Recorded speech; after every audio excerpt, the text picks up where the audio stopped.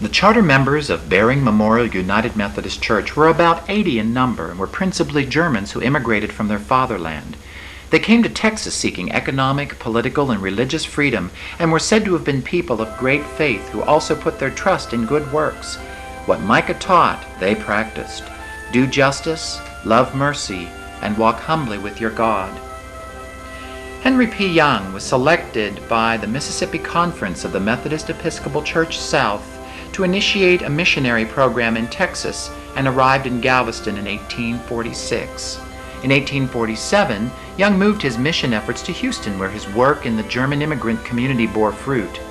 Young was replaced in 1848 by Carl Goldberg, who became the religious leader of the Methodist Mission and the first pastor of the First German Methodist Congregation of Houston, renamed Bering Memorial in 1910.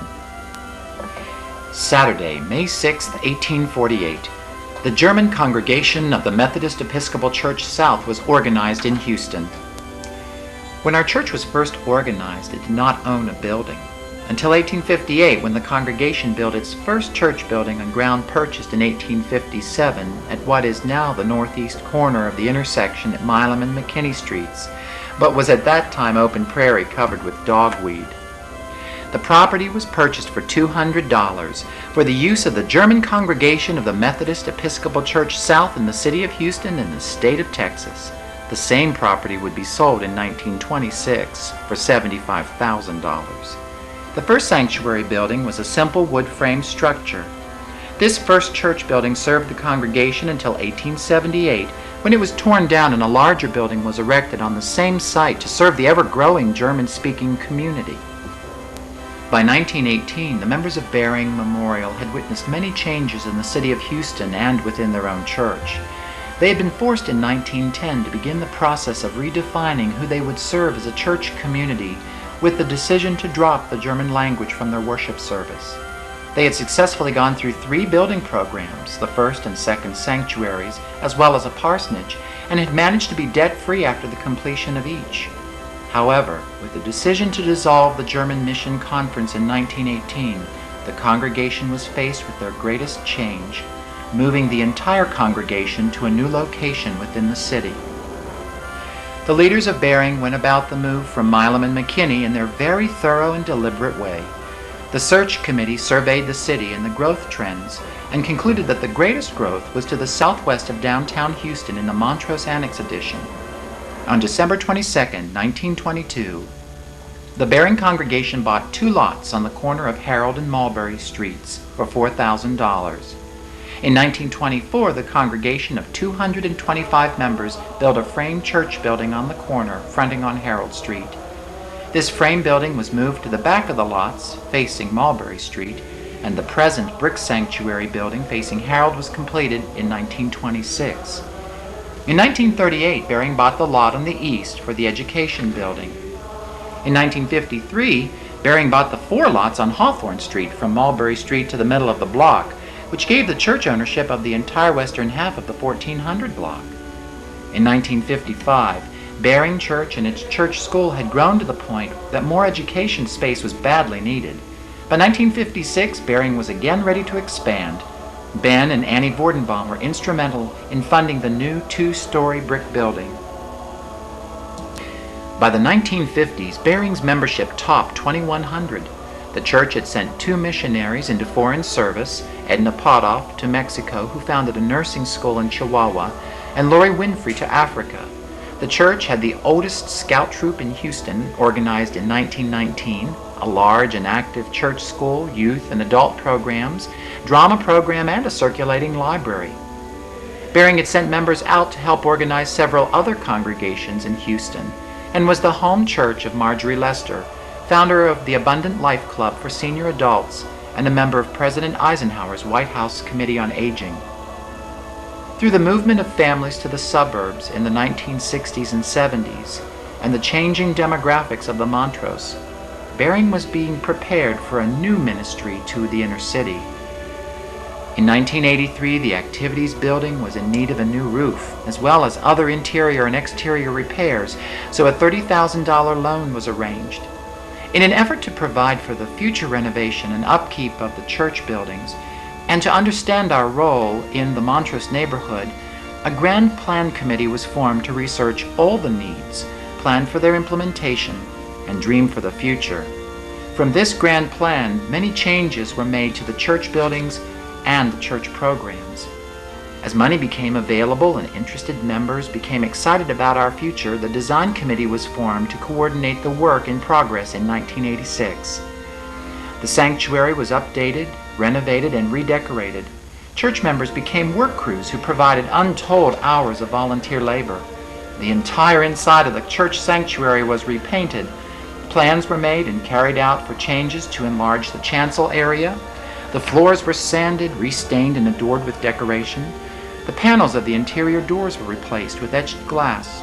Wall sconces and mirrors were added to the central narthex, and lighting was improved.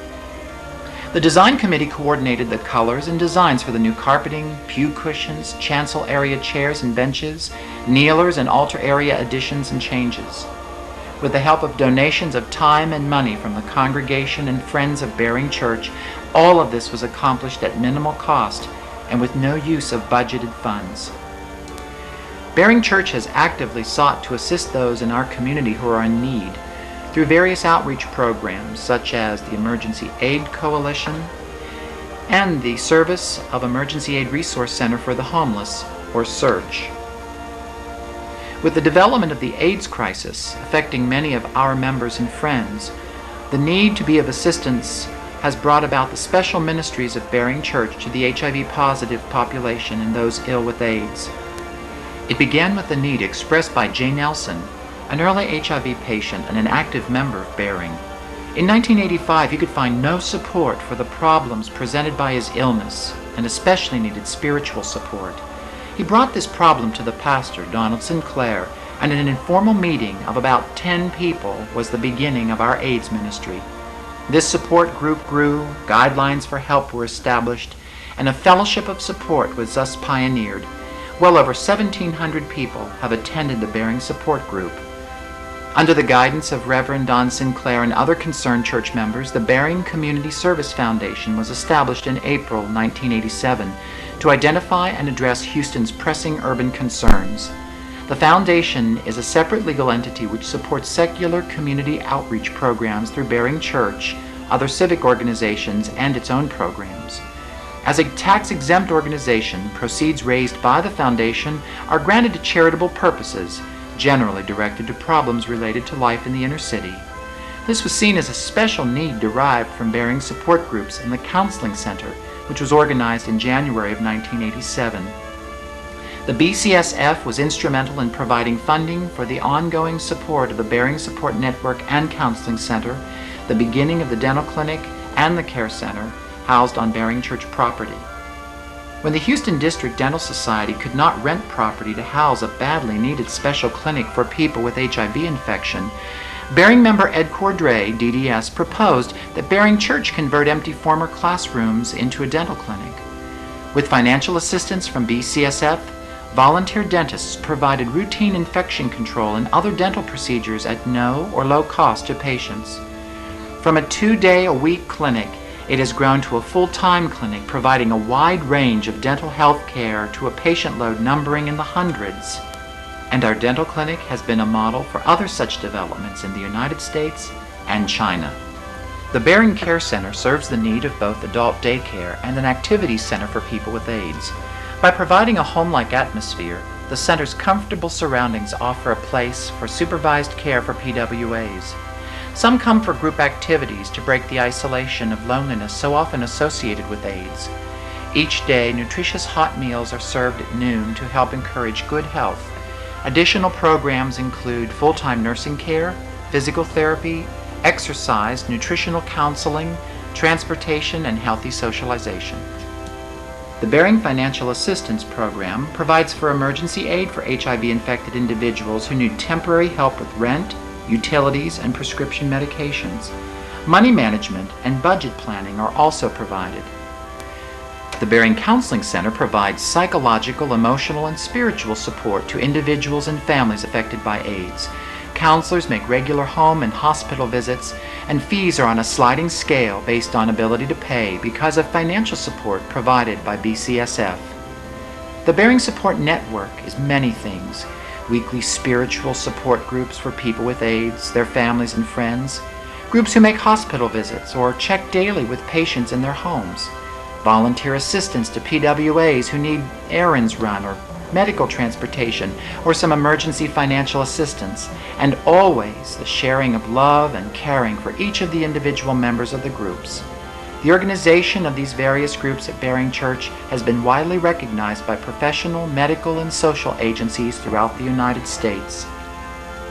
In 1983, and again in 1989, two Bering pastors, Reverend Ron Pogue and Reverend Donald W. Sinclair, received the National Council of Christian and Jews Religious Service Award in recognition for the Special Ministries Program for Homelessness and for AIDS-related issues developed by the congregation of Bering Church. In 1991, the Bering congregation unanimously voted to join the Reconciling Congregation movement of the United Methodist Church. We adopted a public profession of God's all-inclusive love. We proclaim that all people are created in the image of God and affirm that each person, regardless of age, economic status, faith history, ethnicity, gender, mental or physical ability, marital status, sexual orientation, or lifestyle, is a beloved child of God and worthy of God's love and grace. We support the full participation of all persons in every phase of church life. Through education and informal discussion, we will strive to better understand those who are different from ourselves to bring about a more accepting society. We recognize ourselves to be a reconciling congregation within our conference and choose to officially associate ourselves with the Reconciling Congregation movement as a sign of hope, and through this association to foster the spirit of reconciliation and a movement toward inclusiveness. The 150 years of Bering's congregational history are rich and full. During these years, the members of this congregation have held firm to their faith and vision of themselves as servant to others. Looking back, there are times when the call for service was desperate and dangerous. During the influenza epidemic of 1918, women from the congregation formed nursing units to provide home care for both members and non-members. Again in the 1950s, the women of the church organized themselves to nurse children and adults who had been stricken with polio. Both times, God's call to service was answered with faith, dedication, and courage. In the early 1980s, members opened a shelter for the homeless in the dead of winter and operated it with help from the congregation and other area churches. And today, the AIDS ministries are the descendants of the dynamic faith and sense of service that is at the core of Bering's history. We celebrate a heritage of which we are proud. At the same time, we look forward to the challenges which are before us. Consistent with the past is the changing role of Bering Church within its community. We began as a mission church for German-speaking people.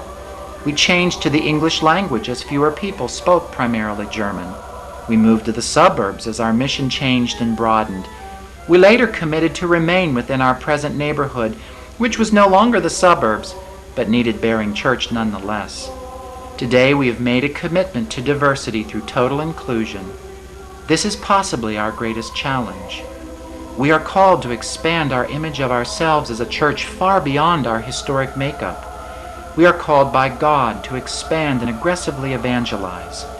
We are called to become the people of God in the truest sense of those words. Bering Memorial United Methodist Church has repeatedly chosen the harder rather than the easier course throughout its existence.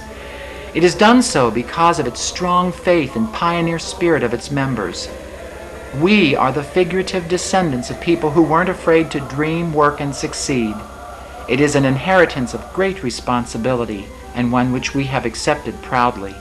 As we move forward, it is with anticipation, energy, and excitement that we face the future. We know that God has been our guide and shield, and this strengthens our resolve to do justice, love kindness, and continue walking humbly with our God.